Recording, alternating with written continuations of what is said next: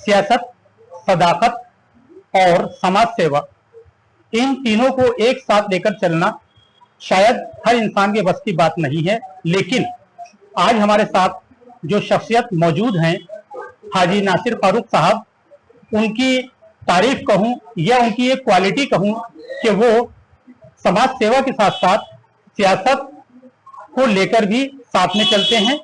आइए हम उनसे बात करते हैं और अपने सामाईन को ये बावर कराना चाहते हैं कि देखिएगा एक इंसान किस तरह से खिदमत खल्क, समाज सेवा से जुड़ा हुआ है। हाजी साहब, आप सियासत से जुड़े हुए हैं, आप समाज सेवा भी करते हैं, तो इन तीनों चीजों को एक साथ में लेकर चलना आपके लिए किस तरह से पॉसिबल हुआ? आज आपके चैनल पर आया, मुझे बेपनाह खुशी हुई जी। यहाँ आपके चैनल पर आकर इन तीनों चीजों को मिलाकर काम करने का मजा एक नशा होता। जी, मोमिनीन भाई, इसे एक नशा, मैं तो नशा ही कहूंगा जी, कि जुनून होता पब्लिक के लिए, किसी के लिए अल्लाह ताला मुझसे कोई काम ले रहा, मेरे लिए एक बहुत बड़ी बात है कि हजारों लोग होते हैं मगर अल्लाह को किससे काम लेना अपनी मखलूक के लिए ये अल्लाह जानता, अल्लाह चिंता है उसको। नहीं बिल्कुल, किससे काम लेना है। हम तो मेरी खुशनसीबी है कि अल्लाह ताला मुझसे वक्त वक्त पर काम ले लेता है, मैं खुशनसीब। हमने जब नोटबंदी हुई उस वक्त भी आपके किरदार को हमने देखा और आपने किस तरह से जब लोग बैंकों के आगे लाइनों में लगे हुए थे, शदीद गर्मी में बेहोश भी हो रहे थे, तब आपने उन लोगों को पानी भी पिलाया, उनकी मदद भी की। इसके अलावा कई मामले इस तरह के हैं, जैसे कि एक बार शहर में अफवाह ये उड़ी कि नमक खत्म हो गया है, उस वक्त भी आपने रातों को घर में जो है घरों में पहुंच करके लोगों को नमक पहुंचाया। तो ये सब खिदमत पब्लिक ही जानती है, लेकिन आपका जज्बा देख करके ऐसा लगता है कि कोई गैबी आपके अंदर कोई मदद मिल रही है।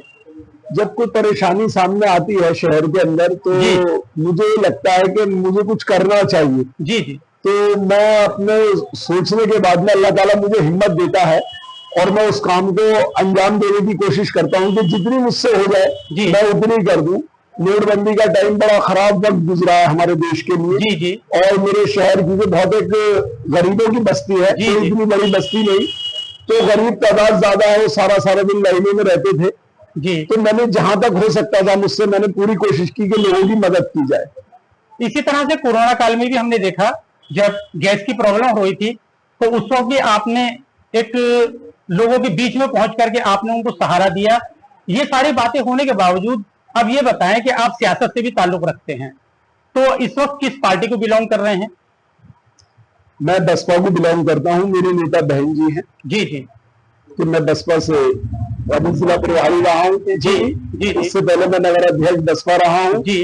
और जिला पंचायत की तैयारी चल रही है, पार्टी हमारी पूरे उत्तर प्रदेश में दमखम से लड़ेगी। इससे पहले आप एक चुनाव लड़ चुके हैं 2017 में गालिबन चेयरमैन पद का, तो उसके बाद आपको उस चुनाव से क्या सीख मिली, क्या तजुर्बा मिला आपको?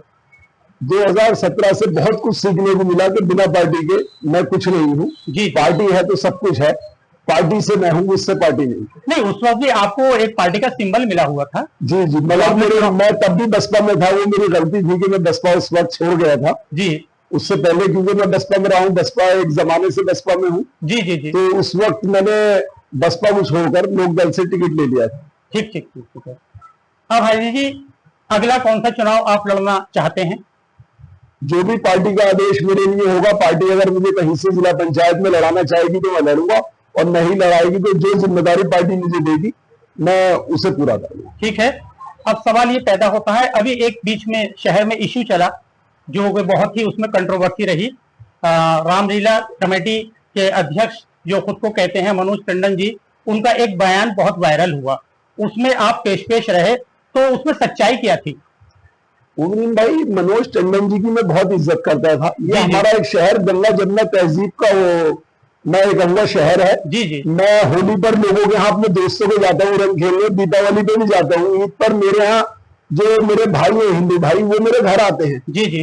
तो उसको ठेस पहुंचाई थी मनोज टंडन जी ने ये कहकर कि किसी गैर सनातनी की दुकान हम अपने रामलीला के ग्राउंड में लगाने नहीं देंगे। मेरे पास वो वीडियो मौजूद है जी। तो मैं उनसे पूछना चाहता हूँ आपके चैनल के माध्यम से कि गैर सनातनी कौन है? ठीक ठीक, बिल्कुल। आप उन गरीबों की क्यों रोटी मार रहे हैं जो 200-400 रुपए के लिए अपनी दुकान लगाते हैं, ठेला लगाते हैं? जी। आपको बंद कराना था, KFC बंद कराते, KFC पूरे सावन खुला रहा। जी जी, आपने उसके लिए तो वो नहीं किया। जो 200 रुपए का ठेला 400 रुपए कमाने वाले लोग हैं, आप उनके लिए कह रहे हैं ये बात। तो अब मुझे ये बताइएगा, उन्होंने अपनी बात का खंडन भी किया कि उन्होंने ऐसा कुछ नहीं कहा, उन्होंने एक तरह से माफी भी मांगी है।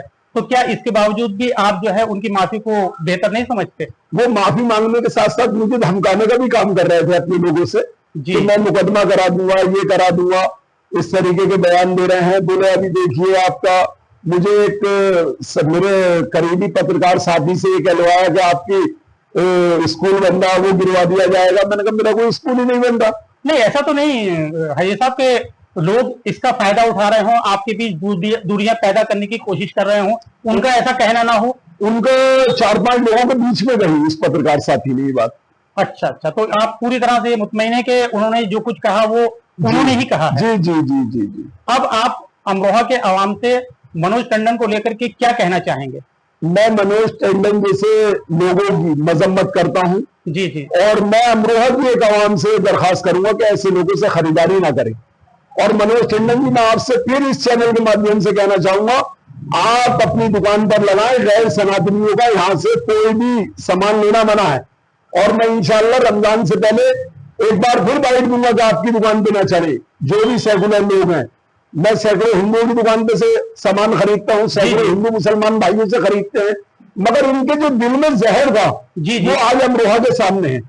ये अमरोहा में लोगों के घरों पे बैठ के खाना खाते हैं। जी जी। अमरोहा के लोगों के साथ मुसलमानों के कारोबार करते हैं। जी। मुस्लिम के साथ एक प्लेट में खाना खाते हैं, वहां पर दुकान नहीं लगाने देंगे। नहीं, जिस व्यापार मंडल से वो जुड़े हुए हैं उसमें बहुत से लोग, बहुत से पदाधिकारी मुस्लिम हैं, तो जो मुस्लिम पदाधिकारी उनके साथ जुड़े हुए हैं, आप उनके लिए क्या कहना चाहेंगे? उनको इस्तीफा दे देना चाहिए था। अगर उनमें थोड़ी सी भी गैरत थी तो इस्तीफा दे देना चाहिए था। मेरी मनोज टंडन जी से कोई जाति दुश्मनी नहीं थी जी। जोया में उनके होर्डिंग फाड़ दिए गए मनोज टंडन जी के, सैकड़ों लोगों ने फाड़ दिए, इनके होर्डिंग उतार दिए। लखनऊ तक से मेरे पास फोन आए, उन्होंने गलत कहा था। हमारे अमरोहा में इतनी मोहब्बत है, आज भी मेरे पास लफ्ज नहीं है हिंदू मुस्लिम में, बेपना मोहब्बत है। और मैं सनातन धर्म की इज्जत करता हूँ। हमारे शाहलायत के उर्स में सैकड़ों दुकानें ठेले वाले हिंदू लगाते हैं। जी जी, कभी किसी ने नहीं कहा। जुमे के दिन सैकड़ों ठेले वाले हिंदू लगाते हैं, किसी एक मुसलमान भाई ने नहीं कहा कि हिंदू का ठेला नहीं लगेगा। तो आप कौन होते हैं अमरोहा में कहने वाले कि गैर सनातनी को दुकान नहीं लगाएगा? नहीं, ये अमरोहा की संस्कृति, अमरोहा की तहजीब सबको मालूम है कि गंगा जमनी है। यहाँ मुस्लिम और हिंदू सब मिलकर के त्योहार मनाते हैं। यहाँ तक के जब रावण फूटता है तो सैकड़ों मुसलमान वहां जाकर के उसको देखते हैं। रामलीला जो होती है उसमें भी बहुत से मुस्लिम लोग शामिल होते हैं। तो इस तरह का उनका बयान जो दिया गया है, ठीक है, आप भी मजम्मत कर रहे हैं और लोग भी मजम्मत कर रहे हैं, लेकिन अब आगे आपका क्या प्लान रहेगा इस बात को लेकर के? देखिए, रावण को बनाने वाले भी मुसलमान है। मैं आपको बता दूं, जो रावण का पुतला बनता है उसे मुसलमान बनाते। जी जी। मैं मनोज टंडन जी जैसे लोगों के खिलाफ हूं और रहूंगा मैं। अगर कोई भी ऐसा आदमी अमरोहा में, हमारे यहाँ पर कोई शांति को खतरा होगा अमरोहा की, तो मैं उस आदमी के खिलाफ हूं जो हिंदू मुस्लिम की लड़वाने की बात करेगा। मैं उसके खिलाफ हूं। मनोज टंडन जी ने माफी नहीं मांगी, उन्हें शर्मिंदगी नहीं है अभी तक। उन्होंने कहा कि मैंने ऐसा तो कुछ कहा नहीं, और ऐसा कहा तो सॉरी। आज इसका मतलब शर्मिंदा ही नहीं है। तो मैंने उसके लिए उनको कहा था कि ये घटिया इंसान है, जिसको अपनी गलती पे शर्मिंदगी नहीं। अगर मुझसे कोई गलती हो जाए तो मुझे माफी मांग लेनी चाहिए। सबसे बेहतर बात है, सबसे बेहतर बात यह है। आप माफी मांगने के लिए तैयार नहीं है किसी हालत में, मुझे धमकाने के लिए बराबर कोशिशें कर रहे हैं।